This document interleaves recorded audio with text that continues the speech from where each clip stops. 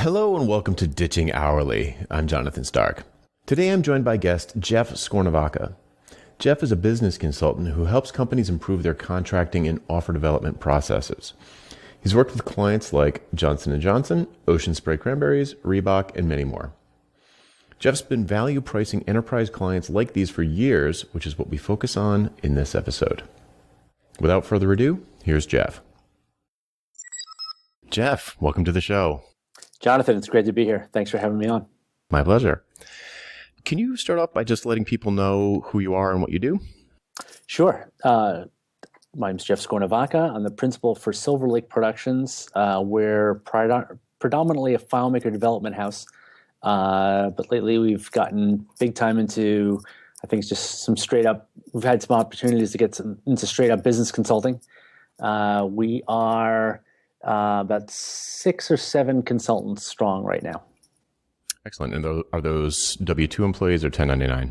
Those are 1099s, actually. We're structured a bit different than most dev houses. I found that the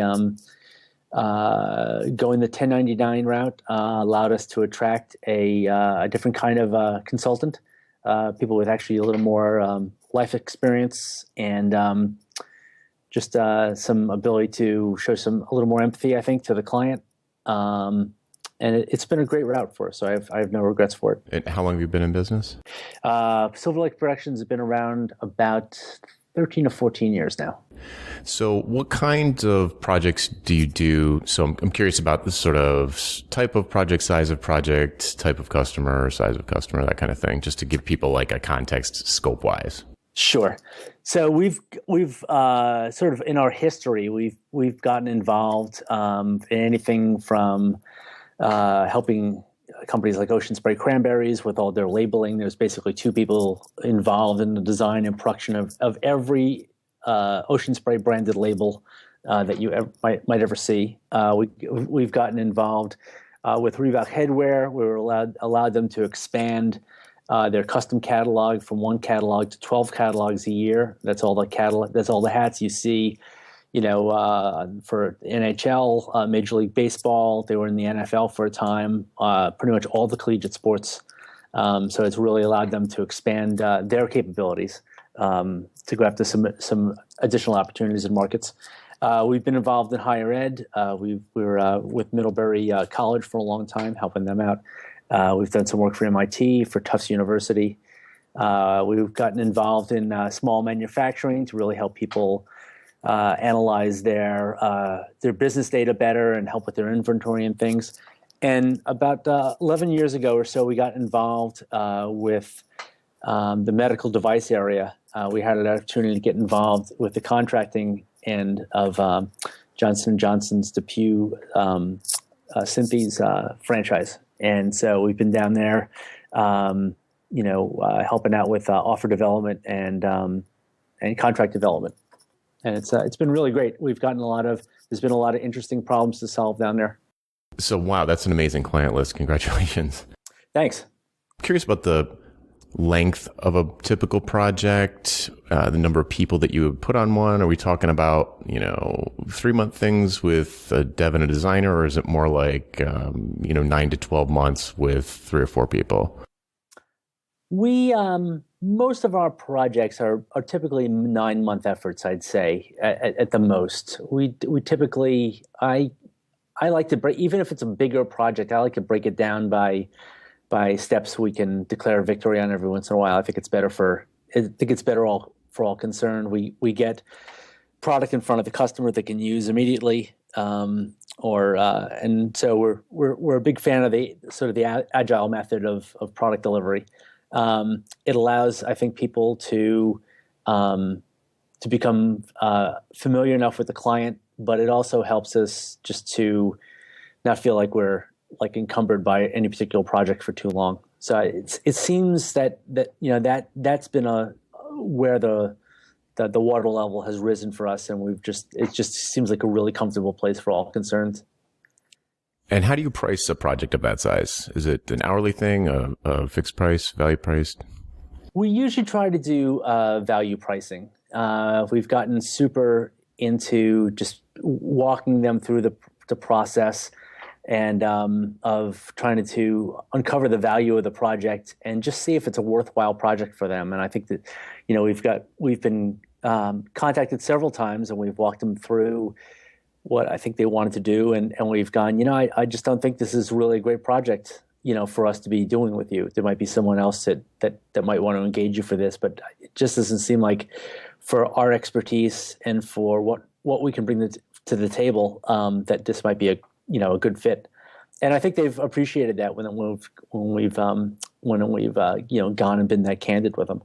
At the same time, there's a lot of times that you are able to, if you're with a client for a long time, you're able to gain a lot of capital knowledge about the workings of their compliance needs, about their procurement structure, about their IT infrastructure, about the way their business works, and all these things. So you can make yourself ever more valuable to your long-term clients by kind of digging in a little bit and finding out more, and be willing to learn about the challenges they face in the marketplace and their regulatory environment.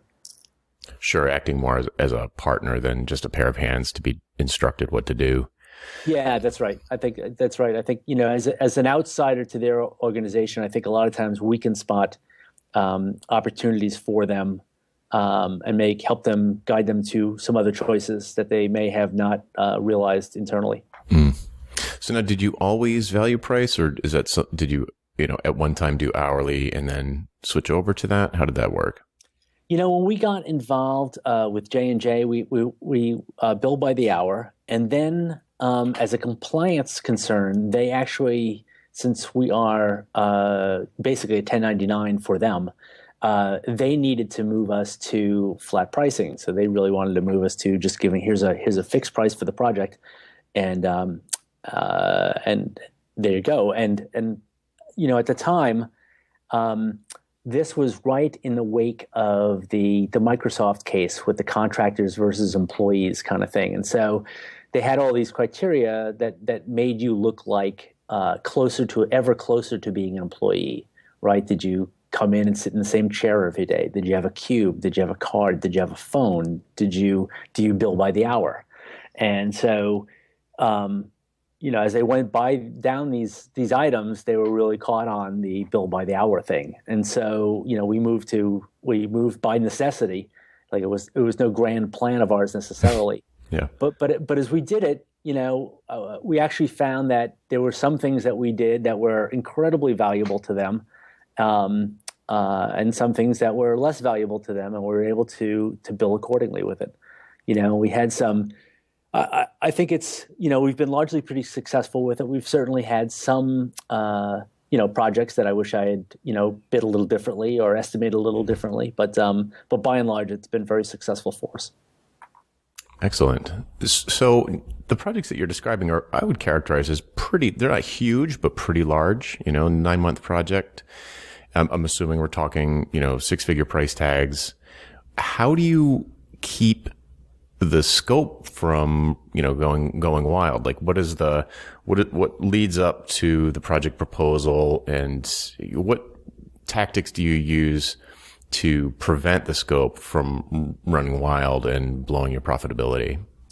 I think we had really we've done a couple things. One of them is, I think in the proposal itself, we've really become focused more on outcomes than on any sort of like technical details. I think if you were to look at a proposal that I might have done 10 years ago, it had all sorts of features listed in it that we were going to build, and technical details about what the tables are going to look like. And I think that's largely a waste of time now. I think it really, if you can focus on identify the problem you were trying to solve and make sure that you're all focused on solving that problem. And so if something else comes up, you can ask yourself, well, how is that focused on solving the problem?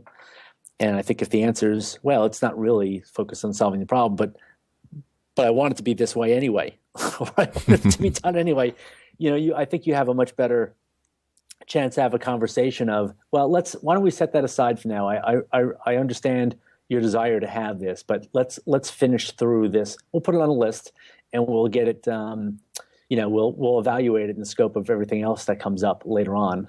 And but let's make sure that we declare victory on what we've already decided to go upon. And a lot of times we'll go, and by the time when you get done with the project, they're not really that interested in in what they had talked about before, or it seemed whimsical, or you have a list for phase two, and some of these things at given time are still with merit, and so you want to get them done. So we work through another phase of the project.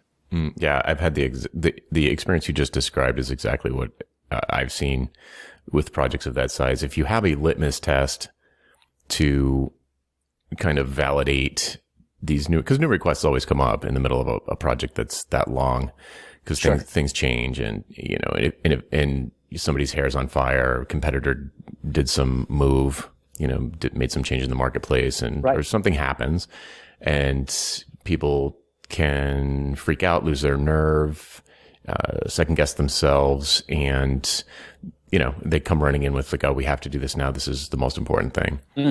And very rarely, if you have that sort of goal, if they have the goal set in advance, it gives you a way to judge the validity of the suggestion. And it must have happened once to me, but I can't think of a time that an urgent request like that ever passed muster. I did exactly what you did, which is let's put this on a V2 list and revisit it I love the phrase declare victory. Right. Once we, I would say in order to protect the project, in the best interest of the project, we can't just be randomly adding things into it, or we'll never finish. Sure. So let's finish and then reevaluate this. Exactly what you said. It's complete parallel. And and sometimes things are going to change. Sometimes as you go through, completely understanding, your client's business, there's plenty of opportunities already for other things to pop up, other discoveries you made. There might be opportunities, or they might be, you may get digging into the discovery bit, part of the process, and go, wow, what if you guys did it this way instead of that way? And like everyone goes, wow, that would be really great. No one's ever thought of that before. And not that it would be necessarily our idea, but maybe in the course of everyone, sitting around talking about whiteboarding out some ideas, or brainstorming a little bit about an approach to a problem, an idea will emerge. And at that point, you're like, wow, well, that's really gonna move this thing forward when you guys do it. That we should really consider doing that now. So it's not to dismiss change out of hand, but I think any sort of change needs to be evaluated, and and just to see that, make sure that it wasn't just strictly just some passionate reaction to something. Yep, exactly. So is it fair to say that the vast majority of projects that you estimate and provide a value price for more or less stay on target? Yeah, I think that I've had one or two that I didn't judge well, and I think that and I think part of that became just came from me missing a particular turn in the project that I didn't pay much attention to, but I chalked it up to lessons learned. But by and large, it's worked out really well for us. Any desire to switch back to hourly billing for some new client? Not really. Much as I love everyone is still submitting timesheets and sending me invoices every 1st and 15th of the month and tallying things up and just having the conversations about like what people did for this hour and why they charged for a phone call and why and all those things. I'll probably go back to that someday because I have such fond memories of it. But it's it's a delight, isn't it? So, but by and large, I really don't. It's really, I think, I have no desire to move my business relationship with the clients back to an hourly thing. And I think at some point, I would love to move, my developers and other and consultants away from hourly billing to me, and have them see if it's acceptable to move to a sort of a fee for, more of a fee-based operation. Yeah, that's fascinating to sort of be a customer and provider of value price services. So it kind of, it's better for everyone. So why wouldn't you want your suppliers to provide it to you? It's one of those things you need to, start slowly. I think you need to, because by and large, you as the sort of the forward-facing, customer-facing, business lead have a lot more typically estimation experience than maybe some of your devs. And so, you need to allow them to dip their toe into the estimation experience so they can go and be successful if they're going to agree to do a piece of work for a price.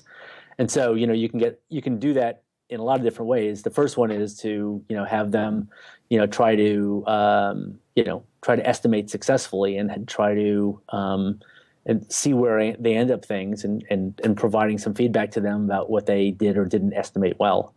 But when they have sort of drunk the Kool-Aid of doing that, it's worked out. It's worked out really well. I think that they've, they're typically more focused on less exotic solutions to come up with things. They're focusing on solving the problem. It's they feel happy that they can go and use some tools to get these things done, and by some they're not focused on necessarily how long it's going to take. They're really more focused on when I'm done with this, wow, that'll be great. And to the point that doing this rewards their efficiency, right? So the better they get at coding, and the more efficient they become, and the more they learn, the language of what I expect, the better they can come back to me and go, well, there we go. And overall, it increases their potential, and frankly, it lowers my risk because I don't need to be, I'm not open to the ever-ending flow of hours for the devs if I can do it. Sure. Like I'm sure that like most people who practice this, you couldn't care less how long it took them to do something. That's right. And so, to the degree that they understand, and part of it is, they need to understand their role in the process, right? So they need to, they're sharing the risk, at this point with you a little bit. And so you want to make sure that their first experience into this is in some sort of like mind-blowing, risk that they're assuming, because if it's a small risk that they're taking on, oh, okay, that wasn't so bad. I think once they get away from having to track their hours, I think there's a lot of like, oh, that's much better. And again, to have them understand their role in the process, both in terms of estimation and just sort of how they fit to the larger picture. Absolutely.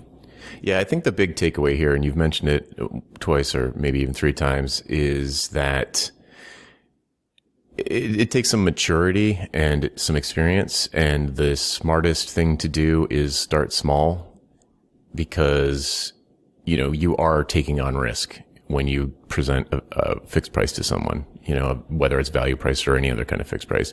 So if you're going to start doing that, and I believe that people should at least experiment with it to get a feel for, because it feels so different. It feels, right. It feels, it's almost like a different job. And, it's risky. So taking a big, huge bet right out of the gate is almost certainly a bad idea. So sure. Excellent advice. Baby steps. And I think in my, position in particular, because we don't have W-2s, they're all 1099s. I think that there's, I tend to, with subs, there's this tendency to have it be a more fluid situation personnel wise. So, my goal is, I never want to work with someone that I don't really like. And I try to keep, I'm trying to keep my folks as busy as they want to be, and have a steady supply of work that to keep them busy for me, right? So, because if I'm very sporadic or inconsistent with the work, they may feel the need to go elsewhere with it. The other part of that is that I really try to most of the times have it be work that they enjoy doing. If someone doesn't like to be a forward facing consultant and would much rather work on, some deeper technical things, let's try to get you over doing that. If someone really likes to go and spend, get in front of people and do the whole sort of discovery whiteboard process with the client and really loves that, let's get you doing that. I can't always do that, but I mean, that's really sort of, to put people in the right spot that they can be successful and can enjoy doing things is really, is I think part of our success. Interesting. I'm curious, I don't want to go down another whole rabbit hole, but just from a high level,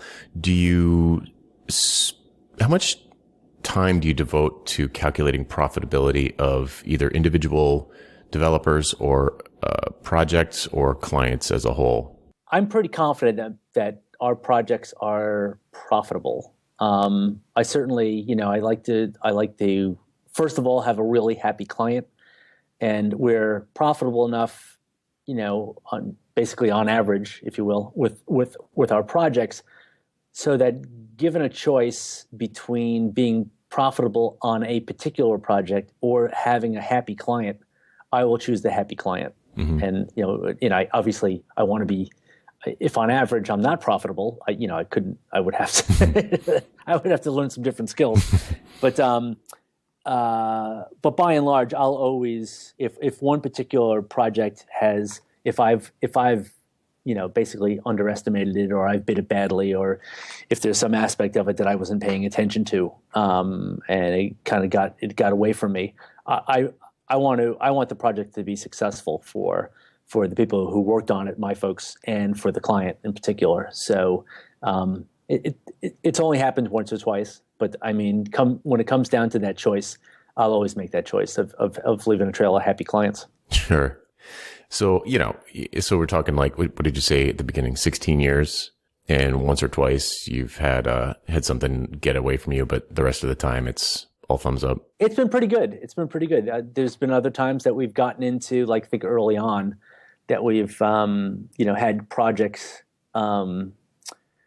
just expand in scope 10 or 12 years ago, and I probably wasn't as good as managing that as I am now. I think now I call it immediately when I see it, just to let everyone know that the ramifications of their choice. It's better, I think, ultimately to learn, you really need to learn some project management skills to be able to, and some people skills to be able to sit and say, there's a nice way to tell someone no, or tell them, yes, I understand you want that, and let's take a look at that later, rather than no, I think that's a really stupid thing to do and you shouldn't be doing it. Absolutely. Mm-hmm. So I think the main takeaway here is that when you're ready to start value pricing, or at least give it a shot, start small, because it does take practice. It's a mind shift, really. It's a different way of thinking. It's a different way of working. I'm a big fan. Obviously, you're a big fan, and I think other people will really enjoy it if they give it a try. But do it slowly with a low risk, smaller sort of project. Yeah, and I would say absolutely start slowly and start small. And when you go in and try to estimate a project like this, for a value-based project, try to get in there and find out why they want to do the project to begin with. What problems are they having? What opportunities are there? If you end up doing this, is it going to save them a ton of time? Is it going to save them a ton of effort? Are they going to be more compliant? What's that worth to them? And the answers to those questions can guide you to how you're going to price the project, and whether it's a good client or not to start value-based pricing. Yeah, or even if it's, I don't want to use the word ethical, but even if you're going to feel comfortable taking their money, like, you can't, if you don't know what they're trying to do, or if you don't have a reasonable level of confidence that they're going to benefit from writing this big check to you, then I feel like you haven't finished doing your homework. It's like, I don't know. I just feel like the expert at the software piece, which would be me or you or other developers, they need to kind of act like a doctor in this scenario where they are the expert and they don't just do what they're told, because that can be a gigantic waste of money. So on the one hand, I feel like a lot of times when people talk about value pricing, it sounds like it can come across to people who haven't tried it as some sort of like gouging or shakedown or something, like, hey kid, how much you got? But in fact, it's the most client friendly approach that I've ever come across, because it forces you to have those conversations up front. And it doesn't always turn out that the project's a good fit. As you've said it a couple of times, it's like sometimes you're like, there's no good reason for you to pay me all the money that you would have to pay me to do this, because you're not going to get it back. That's true. That's true. And you might as well find that out, Before it's too immediately, late. Yeah. immediately, right? And I think the other nature of our involvement with some big companies is, we are not typically, pitching and talking to the ultimate person with the purse strings. We're talking to someone who's maybe a little more mid-level, and so we're going to have to. A lot of times we help them try to find out, focus in really on what their need is, right? Because they may tell us that our need is X and we need you to fix X, and then we can dig in a little bit and actually kind of find out it's Y. And so, we need to assist them, to come up with some sort of ROI document or some sort of, other measure of success that to help us all understand what the project's worth, but also for them to go and go and ask for the money, right? They're going to need to go and be the champion of this project, and they're going to need to go to their boss, and their boss is going to say, why should I give you this money to go and do this project? And for them to be able to make the case, about how much the project is worth to the company. If we spend $100,000, it's going to save us $2 million or $2 million. It's a much easier way to convey the value to someone else if you are, if you've helped them do the homework of understanding what the value of the project is. Absolutely. Give them the tools to sell it up the chain. Yeah. And in the process, it makes you more confident that that what you're doing is providing value to the client, right? Because ideally, the nature of trade is like, wow, we exchange things, and you're better off and I'm better off because of the trade. And, then that's really what value-based pricing is all about. Well said. Well, that's a perfect place to leave it. Where can people find out more about you, Jeff? They can, Jeff at silverlakeproductions.com. If you want to hop onto our email list about working with big companies, you can go to workwithbigcompanies.com, and you can sign up to our email list there. And we send out emails once a week or so on various topics, but a lot of it has to do with sort of helping to understand how you can benefit by when you have the opportunity to go and work with some bigger companies. Excellent. Well, thanks so much for coming on. My pleasure, Jonathan. Anytime. That's it for today. I'm Jonathan Stark, and this is Ditching Hourly. Thanks for listening. The next time someone asks you for your hourly rate, this is what you should say: I don't have one. To learn what to say next, visit valuepricingbootcamp.com to sign up for my free email course. Again, that URL is valuepricingbootcamp.com.